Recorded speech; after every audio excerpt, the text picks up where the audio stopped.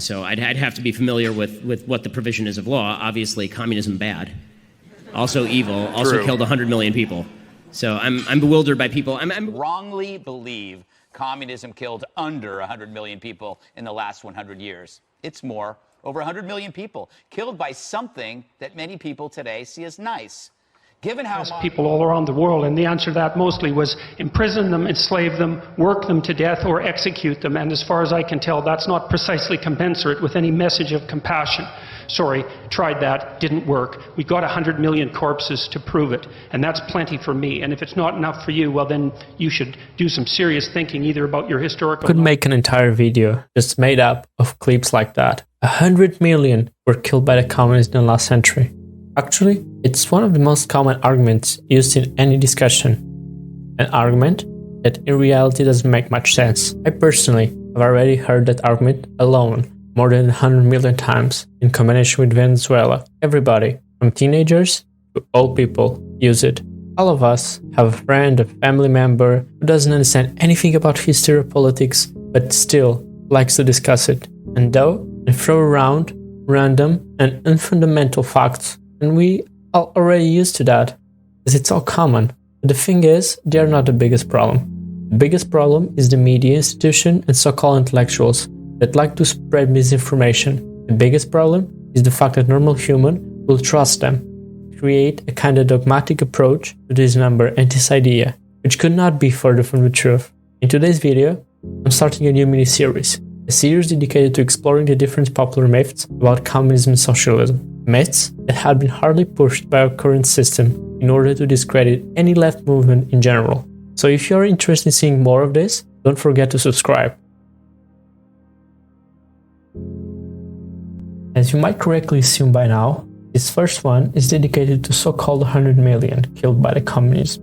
I want to try to explore and understand where did this number came from and what in reality this number tells us about us. Let's start by analyzing the terms and numbers. And I'm gonna start by analyzing the term and the statement, because in the statement, it's clearly implied that 100 million people were killed directly by communism, or by communists, as I already heard many times. A very beautiful and round number, although, if we were pointing to the skies and using fake numbers, I sincerely don't know why people don't start using a 100 billion number. Both of them have the same level of accuracy. Especially because both of them will be based on almost nothing. So, if that's true, where did this number came from? And why does the mainstream loves it? For this magical number that everyone seems to adore, we have to thank a book called The Black Book of Communism. A book that was originally published in 1996 in France, originally with one author and 3 co-authors, and it became an instant success. Timing for it was perfect. The Soviet Union had just been dismantled, and now this, a real academic work about how communism killed 100 million people. It was, and still is in some way, every capitalist's wet dream. Communism and socialism not only had proven to be inferior to capitalism, as it failed, but also proved to be pure evil incarnated, solely responsible for millions of deaths. And so, this book spread like a plague. It became an instant bestseller. Everybody started talking about it and using it as an argument. But at the same time, it seems that nobody was reading it. First alarm bell rang when the 3 co-authors publicly disassociated themselves from the book. The 3 authors thought that the main author was literally obsessed with arriving at a total of 100 million killed, which resulted in sloppy and biased scholarship. And now I'm quoting them. They faulted him for exaggerating the death tolls in specific countries and rejected the comparison between communism and Nazism that he made. For you to see how silly this was, basically the author counted the Nazis killed by the USSR and at the same time counted the civilians and soldiers killed on the USSR side by the Nazis. All of those numbers were added to the total of deaths of people killed by communism. The same thing happened in China, where the Japanese deaths and atrocities were added to the final number, as well as Vietnam, As in Vietnam, and I want you to remember this, next time somebody brings up Vietnam War, remember that the American soldiers were there fighting for communism. So basically, every Vietnamese killed by American soldier were counted as deaths of communism. It makes things even better, the author added around 6 million that appeared out of nowhere in the deaths number in the USSR. Plus, there were several instances where the author counted unborn babies as casualties of communism. Basically, a reduction in birth rates became victims of communism. As you might imagine, the co-author weren't the only ones to criticize the book. The majority of scholars nowadays look at it as an exercise in propaganda. Even the Harvard Press, a USA institution, the first one to publicize the book in English, had to call it back. All its edition was to severe scientific inaccuracies. But still, damage was done, and after 60 millions of copies sold worldwide, the damage could not be undone. It persists till our days, not only in arguments with people that don't understand anything about the matter, but on propaganda media and also government institutions. There is a very intriguing organization with ties to the US government called Victims of Communism Foundation Memorial that not only uses the Black Book of Communism as a scientific paper, but keeps updating those numbers till this day. Being the last update, the COVID numbers. Yes, you heard that right. Deaths of COVID contributed to the increase in victims killed by communism. I could end the video here, but it will not be honest, not to myself, not to the viewer, because although those numbers are fake and insanely high, there were deaths in the socialist bloc in the last century. That's not near those numbers, but still there were deaths. And I want to analyze that, see what are the main points of the book, and is this correct to even consider them? I will try not to play with the numbers in this section because I'm not an expert. I'll just limit myself to analyzing the events. Besides that, I'll only limit myself to analyze the events that occurred in USSR, because above the events, the most important thing is to try to understand the way we look at those events and try to understand what really happened. First main event is the Civil War that happened in Russia in 1970, which for me is kind of absurd, because at the time the communists were fighting a civil war while still devastated from the First World War. I generally don't understand why people count this. It was a devastating civil war where Russia was invaded by 5 other nations. Yes, you heard that right. During the Russian Civil War, 5 other nations invaded Russia on the side of the White Army. In spite of this massive support towards the White Army lost, mainly for 2 reasons. The Reds had the majority support of the population, and besides that, the White Terror, which was so massive and aggressive that even the American general, who at the time was fighting in Siberia, was shocked, and later pointed to the White Terror as one of the main reasons why Reds won. His name was General William Graves. If you are curious about those events, you can read his memoirs in a book called Siberian Adventure. They are pretty insightful and interesting. A very similar thing happened in China, but worse, because the Chinese Civil War lasted around 40 years. The devastation were much bigger in scale and size. This civil war in the First World War devastated the USSR, and the communists were the broken, underdeveloped, odorless country. In addition to that, the majority of country's riches, including its gold, was pillaged by the so-called Allied forces. So after those events, the first big problem arrived, the first big famine, which was not a result of communist policies, but mainly all those reasons that I enforced before. Mainly,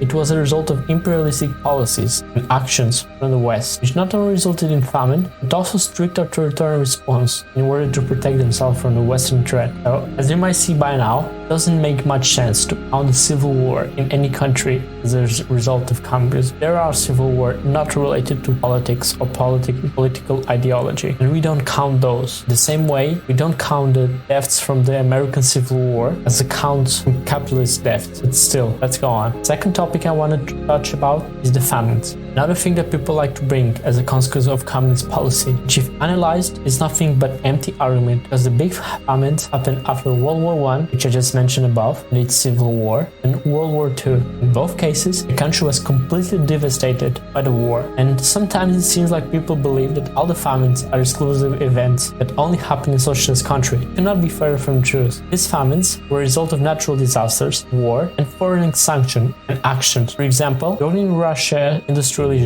USA refused to accept payments in gold, accepting only grain as a method of payment. At the same time, keep in mind that the so-called famines are extremely exaggerated events. Some argue And I even agree that the most famous one didn't even happen. We'll make an entire video debunking that, but there already exists such content. I'll leave a link below. If you're really interested in the matter, you can check it by yourself. And last, there was the political repression. It's true, although never on a scale that we are made to believe. And now we know that, mainly because the Soviet Union was an extremely bureaucratic state. They had registries for everything. Even the US ambassador, who at the time was in Moscow, admitted in a letter to the US president that the majority of trials were fair and transparent. Besides that, I'll just remind that the majority of repression were made against Nazi and terrorists. Yes, the so-called kulaks, I consider them to be terrorists, as in many instances they prefer to burn their own grain or to kill their own cows and give it to the state, even in periods of famine. I know that every topic that I just mentioned could deserve and deserves a video of its own. For now, I have to do. My main purpose with this video was to destroy the myth of 100 million deaths that not are represented in the book. Not only those numbers are fake, but even those events that occurred in the communist bloc caused so many deaths were the majority of the time caused by external factors, unrelated to policy or ideology. So whenever a person brings 100 bazillion deaths argument, just stop talking to the person about the topic. Nowadays and age, everyone that is truly interested in the matter already knows that that number is false. They might not know why it's false, but they know it. That was the main purpose of this video, to show you why that number is false, and I hope I manage that. The reality is that in the end, it doesn't even matter. Those people who use the death counts don't care about those fake 100 million killed. They just need an excuse to confirm their own dogma and to show everybody how their system is the best, ignoring the fact that even if numbers were real, it wouldn't still be far behind the capitalistic death counts all over the world. As Noam Chomsky, a renowned scholar and big critiquer